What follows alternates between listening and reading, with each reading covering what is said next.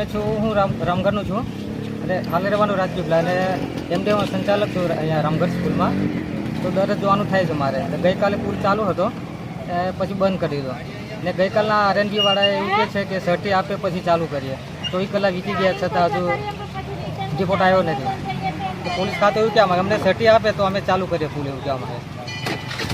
હાલ બંધ છે એટલે તમને કેવી તકલીફ થઈ રહી છે? તકલીફ થઈ રહી છે કેમ કે મારે બાળકોને જમાડવાનું સ્કૂલમાં મધ્યાહન ભોજનમાં સંચાલક છું. તમે ટાઈમ એડજસ્ટ નહીં થઈ શકતો ફરીને જવાનો. આખું ફરીને જઈએ મોટા નાના લીમટવાળા થાય 11 કિલોમીટર થાય રામગઢ આવતા. અહીંથી જાય તો કેટલા કિલોમીટર? અડધો પોણો કિલોમીટર. કંઈ ચાલુ કરે આ લોકો આરએનબીવાળા જલ્દી આવે ને એને કરે આપણે તપાસની જે સર્ટી આપવાનું છે એ સર્ટી આપી દે તો પછી પોલીસ ખાતું જલ્દી પછી એમને પુલ ચાલુ કરી દે. નામ બોલો. વસાવા વિનુભાઈ બચુભાઈ રામગઢ.